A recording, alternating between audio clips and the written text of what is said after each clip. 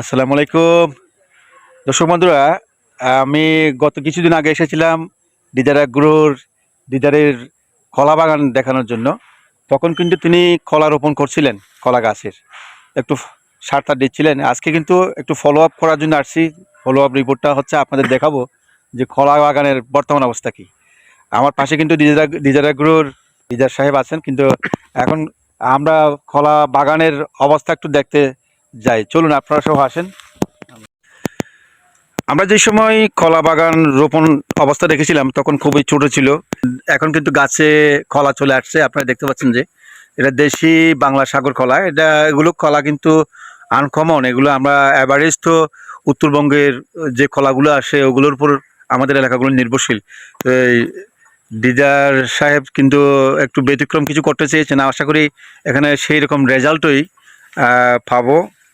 এখন কিন্তু একটু শুষ্ক মৌসুম চলে আসছে, শীতের সময়। আর এই টাইমে কিন্তু পানির দরকার, সেচ দেওয়া দরকার। হ্যাঁ, পানির দরকার। আশা করি সেচ দেবেন। এই যে দেখুন কলা কলা চলে আসছে, দেশি বাংলা সাগর কলা। হ্যাঁ দেশি বাংলা সাগর কলা। তা আমরা একটু দিদার সাহেবের সাথে কথা বলবো যে উনি আসলে এখন কেমন অনুভব করছেন আর খরচাপাতি কী গেছে, কেমন আশাবাদী এগুলো সম্পর্কে। তিনি কিন্তু প্রত্যেকটা কলা গাছের সাথে যেটা মা গাছ তার পাশে একটা চারা রেখেছেন। কিন্তু এটার একটা সুফল আছে, যখন এই মেইন কলা গাছটা কেটে ফেলা হবে তখন এই গাছটা ফলন আসবে। আর যখন কলা গাছ বেশি থাকে তখন কলাটা গ্রোথ কম হয়, পুষ্টি হয় না অনেক সময়। এই জন্য হয়তো এটা তিনি সিস্টেমটা মেনেই এটা করেছেন। প্রায় তো দেখা যাচ্ছে গাছে কলা আসতেছে, হয়তো আগামী 1 মাসের মধ্যে চলে আসবে। এটা এখানে খুব চারিদিক দিকে ছায়াযুক্ত স্থান হয়ে গেছে। আর মাঝখানে তো তিনি পথ রেখেছেন পানির জন্য। আশা করি পানি ফেলে কিন্তু কলা গাছগুলো আরও একটু সুস্থভাবে আরও একটু মোটাসোটা হবে এবং খুব দ্রুত কলা চলে আসবে। আমরা দিদার সাহেবের সাথে একটু কথা বলি যে আপনি এখন কেমন অনুভব করছেন এই কলা বাগান নিয়ে। আসলে আমি কলা বাগানটা করে মানসিকভাবে খুবই আত্মতৃপ্তি পেয়েছি। কারণ গত বছর একটা করছিলাম, আসলে পরিচর্যাটা হলো মূল। আমি গত বছরটা তেমন একটা পরিচর্যা করতে পারিনি, বিভিন্ন কার্যক্রমে ব্যস্ত ছিলাম। কিন্তু এবার একটা মাশাআল্লাহ আমি লেগেছিলাম, যার কারণে আমার মনে হয় 600 কলা গাছের মধ্যে 2টা কলা গাছ মারা গেছে, বাকি সব কলা গাছ আছে। আমি একটার সাথে আর একটা মাদার গাছের সাথে একটা ছোট গাছ রাখছি। তার কারণ হলো ওইটাতে কলার ছড়া ফরার সাথে সাথে সাথে 2-1 মাসের মধ্যে এটা আমি খেতে পারবো। জি জি জি, আমার লং টাইম আগামী বছর অপেক্ষা করতে হবে না। মিনিমাম 3 মাসের দূরত্বে আমি আর একটা কলার ছড়া পাবো। রাইট। ওই জন্য মূলত আমি আর একটা মাদার গাছের সাথে একটা আপনি রাখছি। ওইটার পর যখন মনে করেন যে এই যে ছোট কলার ছড়াটা উঠতেছে এরকম যখন উঠবে তখন একটু কেটে দেবেন। কিন্তু যখন এই গাছে যখন কলা চলে আসবে তখন আবার একটা তার পাশে রাখবেন। হ্যাঁ, আসলে কলা চাষ খুবই লাভজনক ফসল। আমি যা মনে করি, একটা মধ্যবিত্ত পরিবার যদি 500 কলা গাছ রোপণ করে নিজেই পরিচর্যা করলে, আমি মনে করি সারা বছর ওনার পরিবারটা আরামসে চলে যাবে। বাজারে একটা মোটামুটি সাইজের কলার ছড়ার দাম 500 টাকার নিচে নেই। আপনার তো এখানে 600 কলা গাছ আছে। জি, আপনি যদি 80% কলা আসে তাহলে প্রায় 500-এর কাছাকাছি কলা আসবে কমপক্ষে। না, 550 আসবে। আমার 2টা কলা গাছ মারা গেছে, বাকি সব কলা গাছ তো আছে। হয়তো ছড়ার মধ্যে একটু 19-20 হবে। আমরা যদি বেশি না ধরে যদি 500 কলাও ধরি, 500 ছড়া কলাও ধরি, একটা কলা ছড়া যদি আপনি 500 টাকা করে দিলে 2.5 লক্ষ টাকা। 2.5 লক্ষ টাকা। এখন একটা মধ্যবিত্ত পরিবার 2.5 লক্ষ টাকা হলে না। আপনার এখানে খরচ কেমন গেছে? আমার তো খরচ তেমন একটা যায় নাই। আমার কলার ছাড়াও নিজের জি জি পানি বা বেশিরভাগ নিজের। গাছ প্রতি খরচ কত পড়ছে? লেবার খরচ, সার খরচ?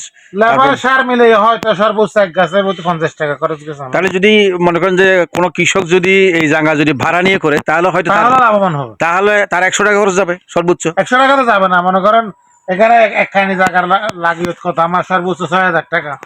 হ্যাঁ, যেগুলো এক মৌসুম শেষ হয়। তবে সে যদি নিজে করে, আপনি তো লেবার দিয়ে করেছেন। আমি লেবার দিয়ে করছি। আমার লেবার না দিলে আমার শুধু সারে আমার কাছে 4500 টাকা মতো। অনলি 4500 টাকা, একদম কম। আমি সার দিই নেই। ওই আর একটা বিষ প্রয়োগ করছিলাম, ওই ছত্রাকনাশক, ওইটা 1500 টাকা। আচ্ছা আচ্ছা। আর সার দিছি মনে 4500 টাকা, সর্বোচ্চ 6000 টাকা। সব 6000 টাকা সারে গেছে, সার বিষে 6000 টাকা গেছে। বাকিটা লেবারে গেছে। মনে করেন কত 15-20? না না, আরো কম।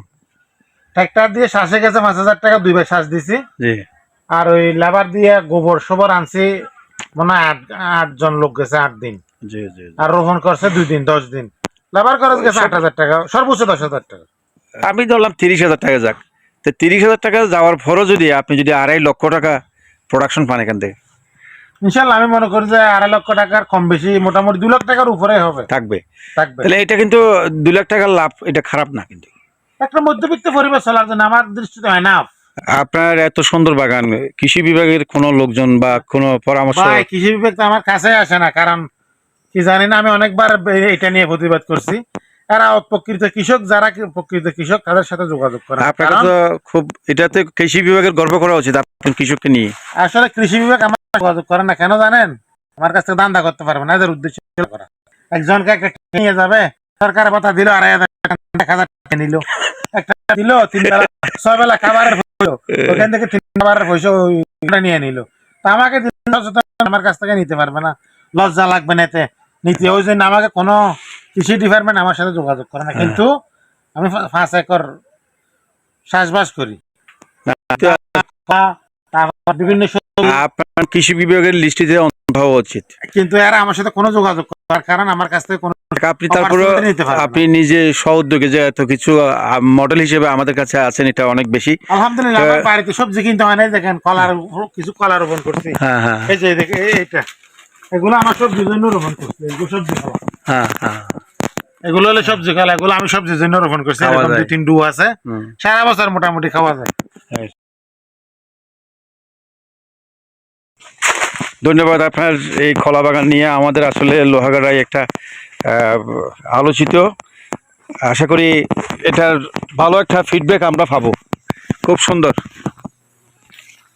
দর্শক, আপনাদের পুরো ডিটেলসটা আপনাদের দেখিয়েছি, এবং আমার পাশে কৃষক দিদার সাহেবও তার অভিজ্ঞতাটা আমাদের কাছে তুলে ধরেছেন, এবং এটার ভালো রেজাল্ট কি এবং আগামীতে কি হতে পারে সেটা তিনি আমাদের দেখিয়েছেন। আমরা মনে করি যে তার এই স্বপ্ন বাস্তব হতে হয়তো আর মাস 2 বাকি।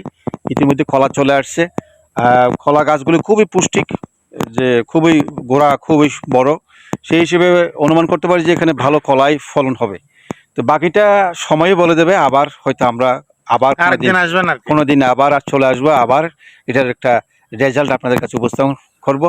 সেই পর্যন্ত ভালো থাকুন, সুস্থ থাকুন। আল্লাহ হাফিজ।